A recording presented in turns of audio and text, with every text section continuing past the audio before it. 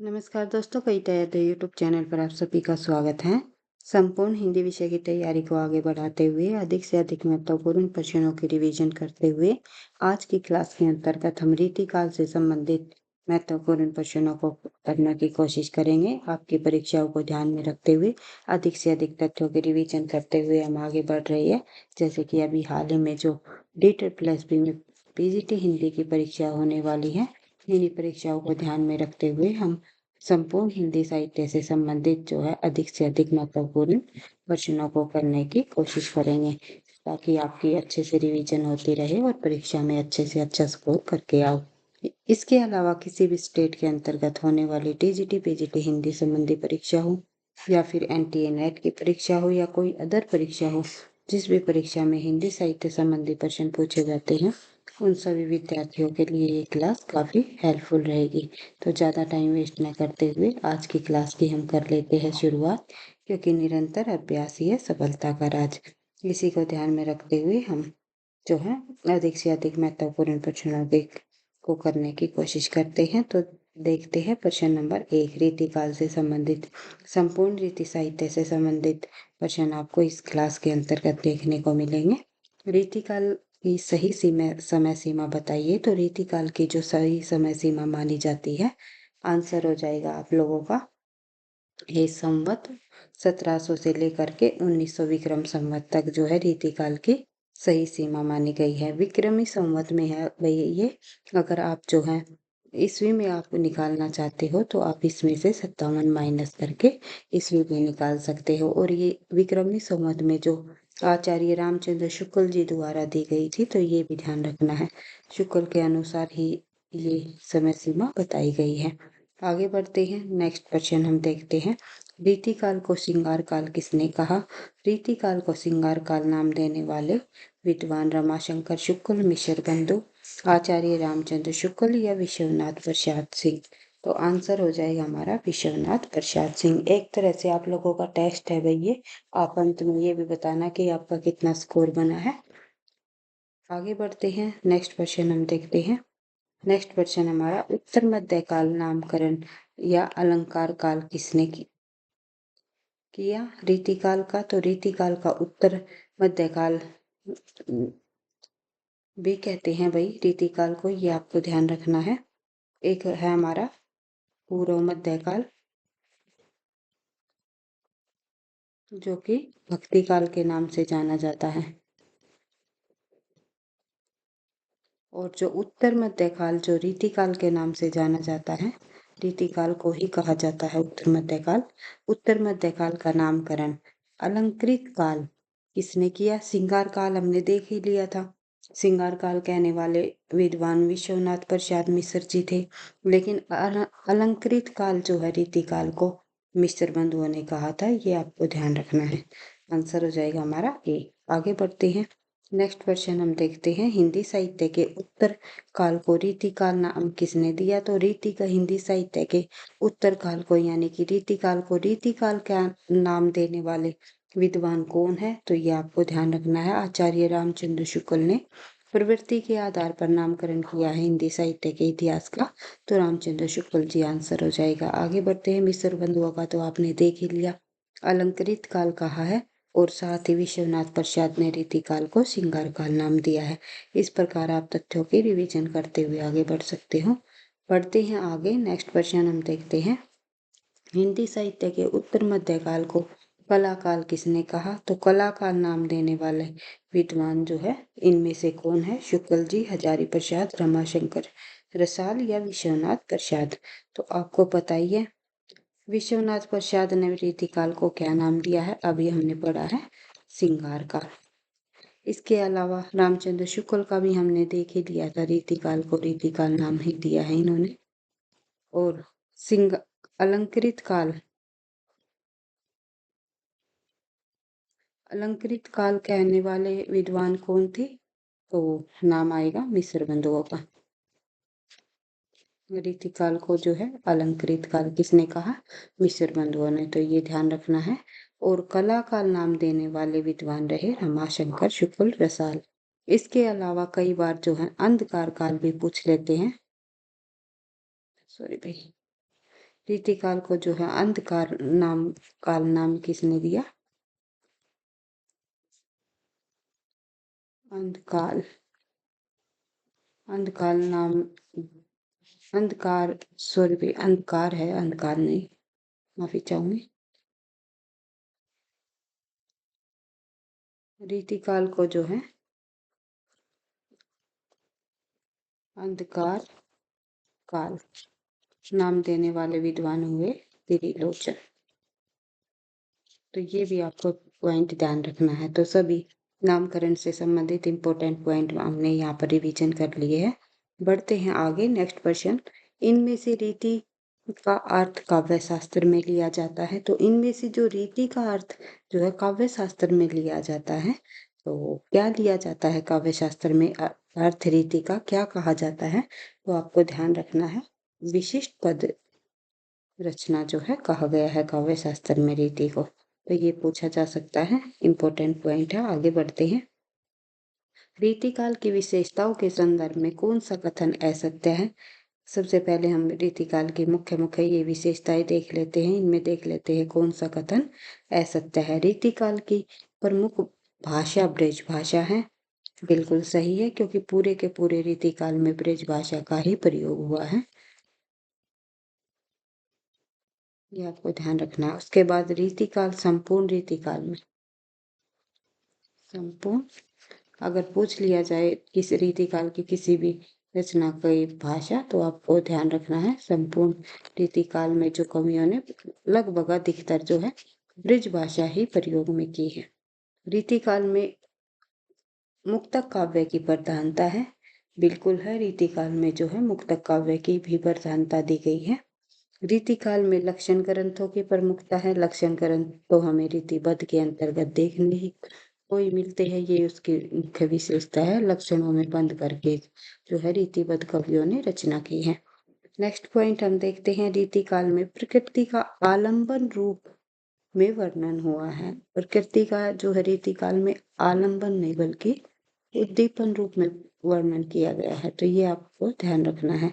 Answer हो जाएगा हमारा डी, क्योंकि इसमें असत्य पूछा हुआ है। नेक्स्ट क्वेश्चन हम देखते हैं, प्रश्न नंबर 8। निम्नलिखित में से कौन सा कथन असत्य है? यहाँ भी हमें असत्य कथन देखना है। देख लेते हैं पॉइंट हमारे। चिंतामणि रीति मुक्त काव्य धारा के कवि हैं। तो आंसर हमारा यही ए ही हो जाएगा, क्योंकि आप सभी को पता है इम्पोर्टेंट महत्वपूर्ण कवि रहे हैं चिंतामणि रीतिकाल के रीतिबद्ध धारा के। रीति मुक्त के जो कवि है वे मुख्य मुख्य जो है घनानंद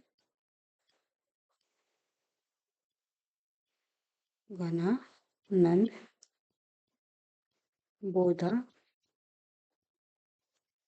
आलम ठाकुर और एक कवि हुए हैं द्विजदेव। ये मुख्य मुख्य कवि है रीति मुक्त के भाई सॉरी रीतिबद्ध कवि जो है चिंतामणि के अलावा जो है भूषण देव, मतीराम, ये सभी जो है भिखारी दास, ये सभी पद्माकर, सभी जो है रीति पद के अंतर्गत आने वाले कवि हैं। उसके बाद आगे बढ़ते हैं। नेक्स्ट पॉइंट हम देखते हैं, बिहारी रीति सिद्ध धारा के कवि है। बिहारी जो है रीति सिद्ध कवि धारा के प्रसिद्ध कवि हुए हैं। मात्र एक रचना लिख करके ये जो है हिंदी में प्रसिद्ध हुए हैं। इन्होंने ऐसा माना जाता है गागर में सागर भर दिया है। तो रीति सिद्ध कवि हुए हैं बिहारी जी। नेक्स्ट पॉइंट, रीतिबद्ध काव्य धारा के कवियों को आचार्य कवि कहा जाता है। तो रीतिबद्ध कवियों धारा के रीतिबद्ध कवियों को आचार्य की कोटि में रखा जाता है, नहीं रखा जाता, इस पर विद्वानों ने अपने अपने विवाद दिए हैं। लेकिन आचार्य कहा जाता है रीतिबद्ध काव्य धारा को, कि आचार्य उन्हें कहा जाता है जो किसी भी चीज की नई संरचना करे। जैसे कि देव कवि ने जो है एक संचारी भाव की रचना की है, संचारी भाव की संरचना की है। संचारी भाव जो कि पहले संचारी भाव की संख्या 33 मानी जाती थी, लेकिन देव कवि ने जो 34वां संचारी भाव दिया उसका नाम है छल। तो इस प्रकार से प्रश्न पूछे जाते हैं। तो इसीलिए जो है आचार्य की कोटि में जो है रीतिबद्ध कवियों को रखा गया। रीतिबद्ध काव्य धारा के कवियों में लक्षण ग्रंथों की रचना की, ये पॉइंट भी बिल्कुल सही है। 3 पॉइंट हमारे सही है, ए हमारा गलत है, इसलिए आंसर हो जाएगा ए। आगे बढ़ते हैं, नेक्स्ट क्वेश्चन हम देखते हैं। डॉक्टर रामकुमार वर्मा ने हिंदी साहित्य के उत्तर मध्यकाल के लिए कौन सा नाम जो है उपयुक्त माना है? कौन सा नाम माना है रामकुमार वर्मा के अनुसार भी हम देख लेते हैं। डॉक्टर रामकुमार वर्मा ने रीतिकाल को जो है कलाकाल कहा है। रमाशंकर शुक्ल और रामकुमार वर्मा ने कलाकाल नाम दिया है रीतिकाल को। आगे बढ़ते हैं, प्रश्न नंबर 10। शुक्ल के अनुसार रीतिकाल के अंतिम कवि कौन है? आचार्य रामचंद्र शुक्ल ने रीतिकाल का जो अंतिम कवि है वो किसे माना है? तो आंसर हो जाएगा हमारा गवाल। तो रीतिकाल के प्रसिद्ध अंतिम कवि अगर पूछा जाए, शुक्ल के अनुसार न पूछा जाए, तो नाम आता है हमारा पद्माकर का। रीतिबद्ध काव्य धारा के प्रसिद्ध अंतिम कवि पद्माकर, लेकिन शुक्ल के अनुसार रीतिकाल के अंतिम कवि पूछा जाए तो गवाल आंसर होगा। ये पॉइंट आपको ध्यान रखना है। इसी प्रकार से जो एक दूसरे से मिलते जुलते तथ्य है, प्रश्न है, पॉइंट है, उनको आपको बार बार रिवाइज करते हुए चलना है, ताकि किसी भी प्रकार की परीक्षा में प्रश्न गलत न हो। क्योंकि जल्दबाजी में हमारे 3 से 4 प्रश्न जो है परीक्षा में ऐसे ही गलत हो जाते हैं, उनको ध्यान से करना है, क्योंकि आपका जो स्कोर होगा उन पर काफी डिपेंड करेगा और मेरिट लिस्ट जो है काफी हाई चली जाती है, इसलिए एक एक पॉइंट से ही जो है क्वेश्चन में आपका सिलेक्शन रुक जाता है। इसलिए मैं आपको कहने का यही आशय है मेरा कि तथ्यों की बार बार रिवीजन से ही आपको जो है अच्छा स्कोर मिल पाएगा और सफलता भी मिलेगी। नेक्स्ट क्वेश्चन हम देखते हैं, प्रश्न नंबर 11। ब्रज भाषा गद्य के माध्यम से, ब्रज भाषा जो गद्य में लिखा गया, ब्रज भाषा में जो गद्य लिखा गया के माध्यम से विषय को समझाने का प्रयास इनमें से किस ग्रंथ में किया गया है? तो ब्रज भाषा गद्य के माध्यम से विषय को समझाने का जो प्रयास है, इनमें से किस ग्रंथ में किया गया है? तो आपको बताना है, आंसर हो जाएगा हमारा यहाँ पर व्यंग्यार्थ कौमुदी। नेक्स्ट क्वेश्चन हम देखते हैं। तो इससे पहले आप एक तथ्य को यहाँ पर समझ सकते हो, व्यंग्यार्थ कौमुदी रचना के रचनाकार। तो व्यंग्यार्थ कौमुदी में जो है रीतिकाल के जो प्रसिद्ध अंतिम कवि हुए हैं पद्माकर की रचना है। और साथ ही आपको ये भी ध्यान रखना है, एक रचना और है जिसका नाम है वृत्त कौमुदी। वृत्त कौमुदी नामक जो रचना लिखी है रीतिकाल के कवि मतीराम ने। इसके अलावा कई बार जो है कविता कौमुदी भी पूछ लेते हैं।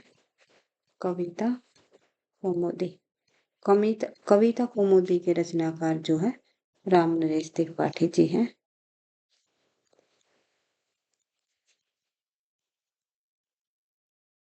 ये पॉइंट आपको ध्यान रखने हैं, क्योंकि एक दूसरे से मिलती जुलती रचना में हम कंफ्यूज हो जाते हैं कि इसके रचनाकार कौन है।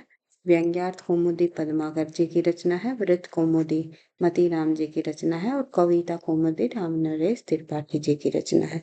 नेक्स्ट क्वेश्चन हम देखते हैं, प्रश्न नंबर 12।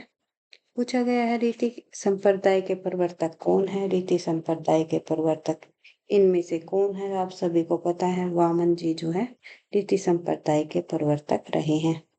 नेक्स्ट पॉइंट हमारा देखते हैं, प्रश्न नंबर 13। प्रश्न नंबर 13 में क्या पूछा गया है? प्रश्न नंबर 13 हमारा दिया गया है, रसा स्वाद को सर्वप्रथम ब्रह्मानंद सहोदर इसने कहा। तो ये पॉइंट इंपॉर्टेंट है, परीक्षा में पूछा जाता है प्रश्न, तो आंसर हो जाएगा हमारा भट्टनायक में। जो आगे बढ़ते हैं, नेक्स्ट क्वेश्चन हम देखते हैं, भंगी भणिति को किस आचार्य ने विषय महत्व दिया है? भंगी भणिति को जो है किस आचार्य ने विषय महत्व दिया है? तो आंसर हो जाएगा हमारा कुंतक। अब आप पूछोगे मैम ये भंगी भणिति क्या है? तो कुंतक जी ने जो है वक्रोक्ति संप्रदाय का प्रतिपादन किया, ये आप सभी को पता है। कुंतक ने किस संप्रदाय का प्रतिपादन किया है, वक्रोक्ति संप्रदाय का प्रतिपादन इन्होंने किया है। और इसमें के अंतर्गत इन्होंने वक्रोक्ति को जो है काव्य की आत्मा माना है। और वक्रोक्ति क्या है? वक्रोक्ति मतलब होता है वक्रता पैदा करना, या यानी कि स्वाभाविक तिरछापन या टेढ़ापन, तिरछापन या जो है टेढ़ापन, तो ये आपको ध्यान रखना है। और जो ये भंगी भणिति है, इसके अंतर्गत यह भी वक्रोक्ति का ही एक रूप है, जहाँ कवि विषय वस्तु में एक आकर्षक और स्वाभाविक तिरछापन पैदा करने की कोशिश करता है। तो ये आपको पॉइंट समझना है। तो ये कहा दिया है विषय में भंगी भणिति का प्रतिपादन जो है अपने विषय में कुंतक जी ने किया है। और कुंतक के लिए जो विषय वस्तु की यह नवीनता, सौंदर्य जो है वो कवि को और प्रतिभाशाली और जो है उसकी कुशलता को दर्शाता है, और काव्य को और अधिक रमणीयता भी बनाता है। तो ये ध्यान रखना आपको। आगे बढ़ते हैं। नेक्स्ट प्रश्न हमारा प्रश्न नंबर 15। ध्वनि सिद्धांत के प्रतिपादक ध्वनि सिद्धांत के प्रवर्तक आचार्य कौन है, या ध्वनि सिद्धांत के प्रतिपादक आचार्य कौन माने जाते हैं? ये आप सभी को पता है, आनंदवर्धन जो है ध्वनि संप्रदाय के प्रवर्तक माने गए हैं। नेक्स्ट क्वेश्चन हम देखते हैं, वक्रोक्ति संप्रदाय के प्रवर्तक कौन है? अभी हमने पढ़ा है कुंतक जी के बारे में। कुंतक जी वक्रोक्ति संप्रदाय के प्रवर्तक कवि हैं। नेक्स्ट क्वेश्चन हमारा देखते हैं, प्रश्न नंबर 17। पूछा गया है कि भाई रसिकानंद के रचयिता कौन है? रसिकानंद जो रचना है उसके रचयिता कौन है, ये आपको बताना है। तो रसिकानंद जो है गवाल कवि की प्रसिद्ध रचना है, जो कि आचार्य रामचंद्र शुक्ल ने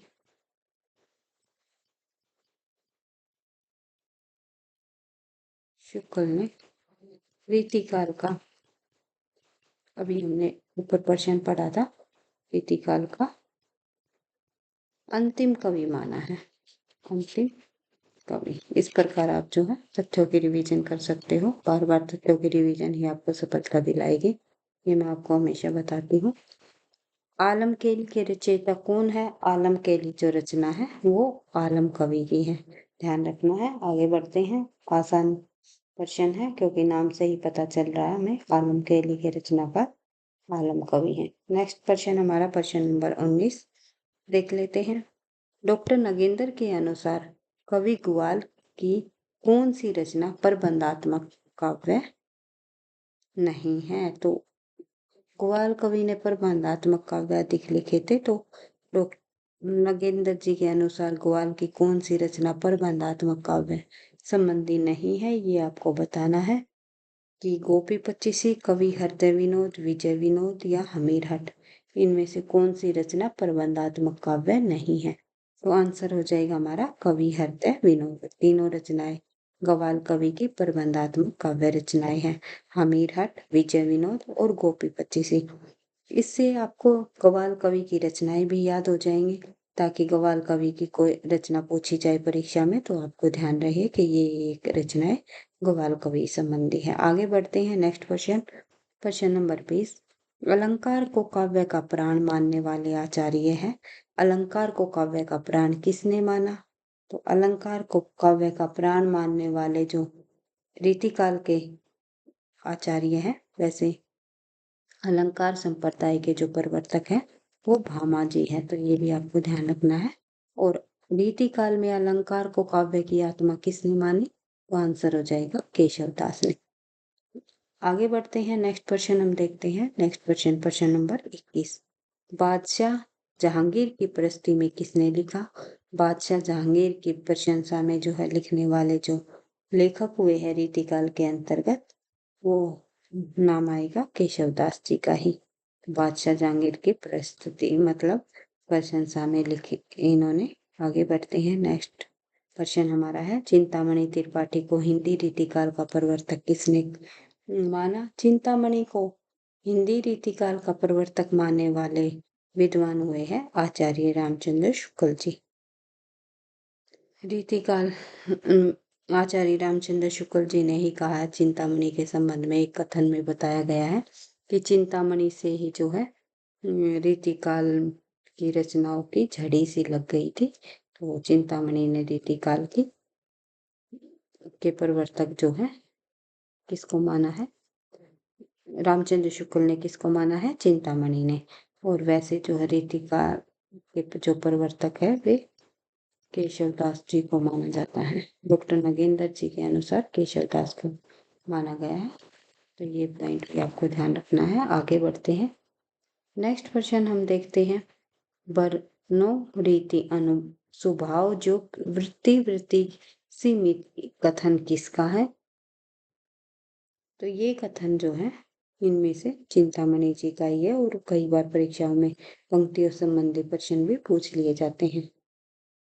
बढ़ते हैं थोड़ा और आगे। नेक्स्ट क्वेश्चन हम देखते हैं।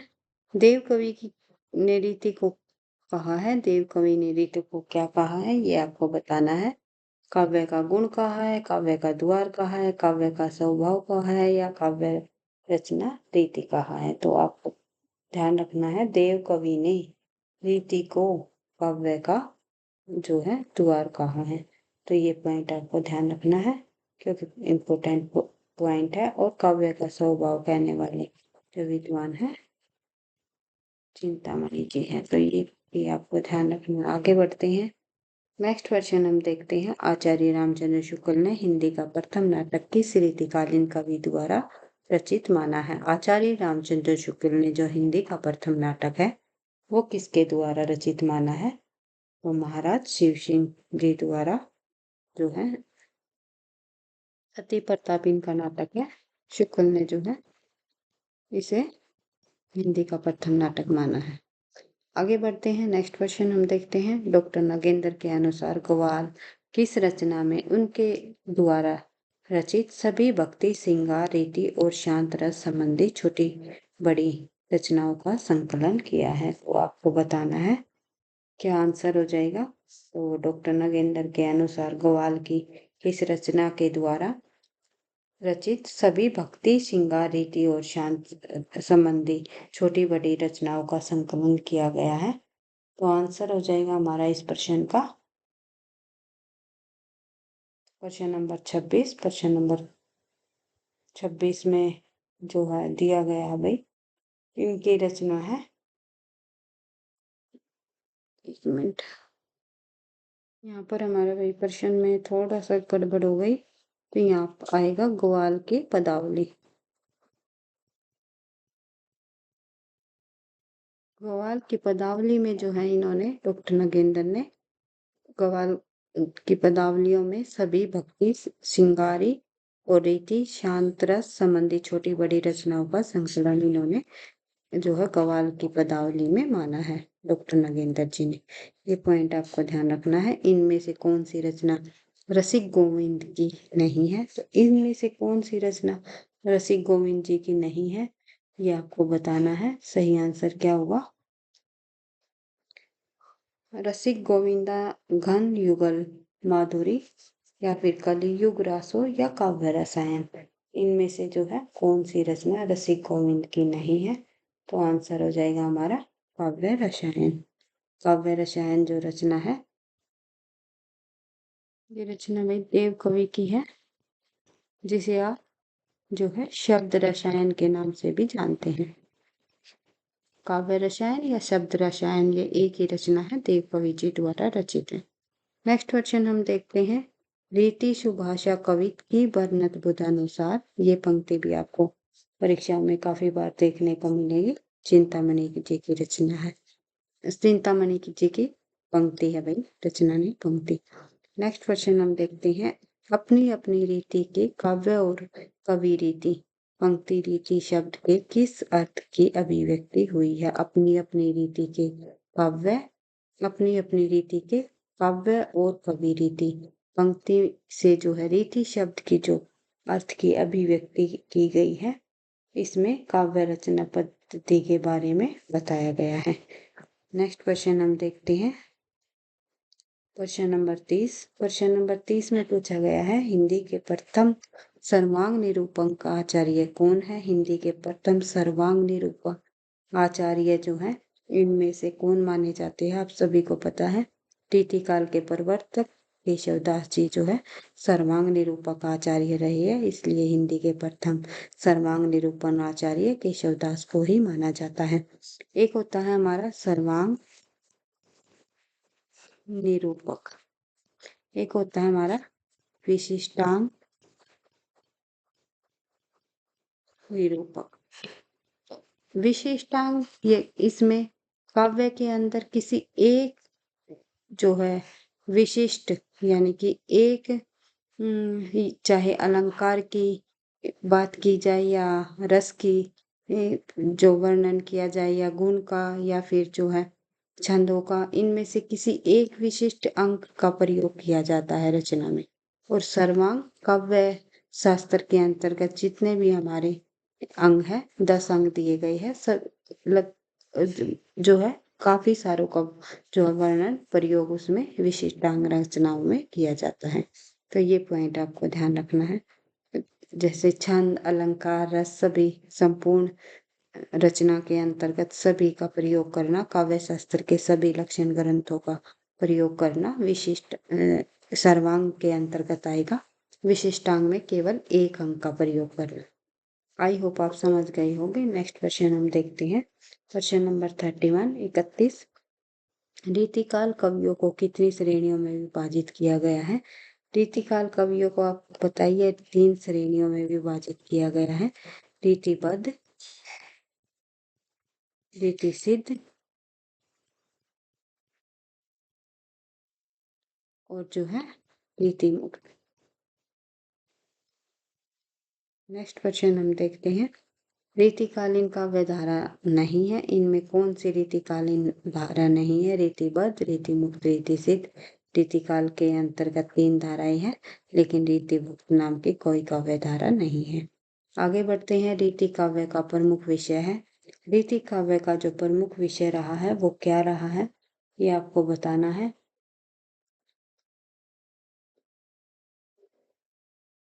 रीति काव्य का प्रमुख विषय जो है श्रृंगार रहा है। आगे बढ़ते हैं, क्वेश्चन नंबर 34 देख लेते हैं भाई, 1 मिनट। रीति काव्य का मूल स्रोत क्या है? रीति काव्य का आई है होगा 1%।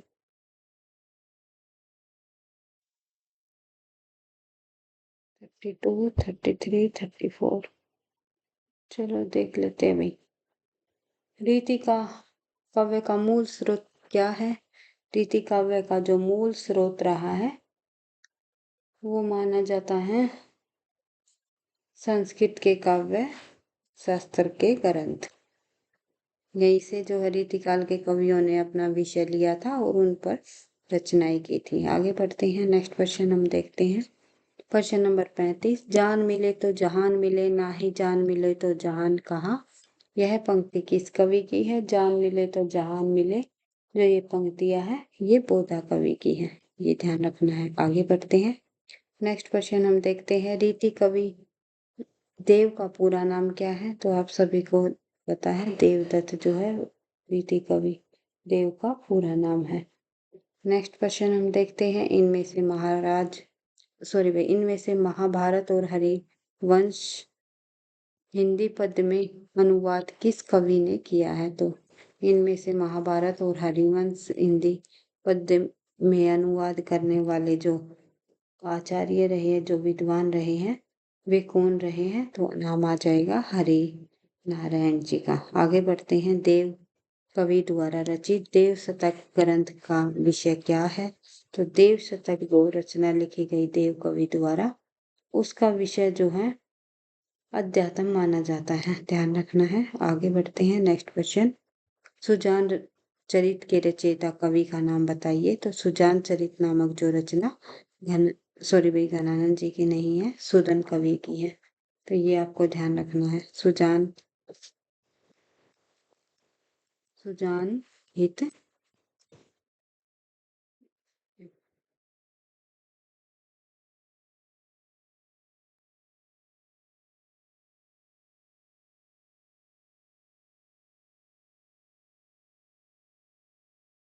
सुजान सागर ये जो रचनाएं हैं ये घनानंद जी की हैं और सुजानचरित जो रचना है वो सूदन कवि की है। आगे बढ़ते हैं।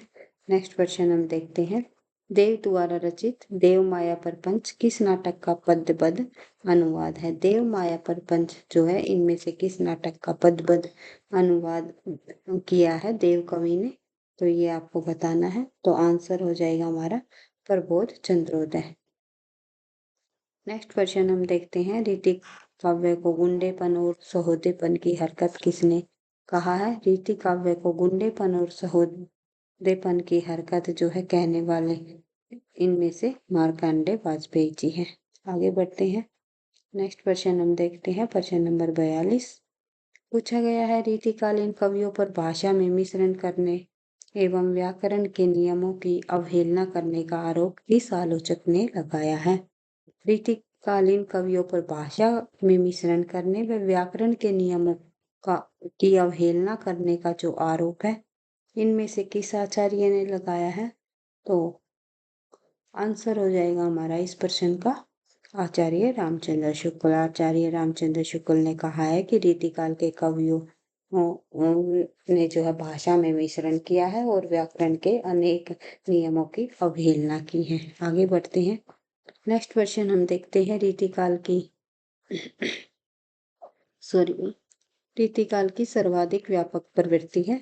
तो रीतिकाल की जो सबसे अधिक व्यापक प्रवृत्ति है वो कौन सी मानी जाती है?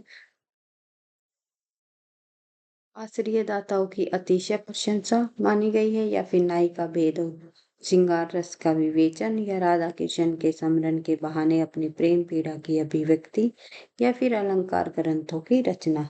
तो इनमें से जो सबसे सर्वाधिक व्यापक प्रवृत्ति है, वैसे तो सभी प्रवृत्तियां रीतिकाल में देखने को मिली है, लेकिन नाई का भेद और श्रृंगार रस का विवेचन जो है रीतिकाल में अधिक किया था। नेक्स्ट क्वेश्चन हम देखते हैं। रीतिबद्ध काव्य धारा के कवि कौन है?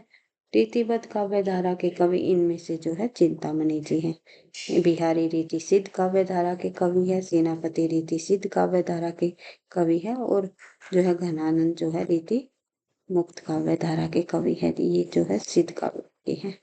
नेक्स्ट क्वेश्चन हम देखते हैं।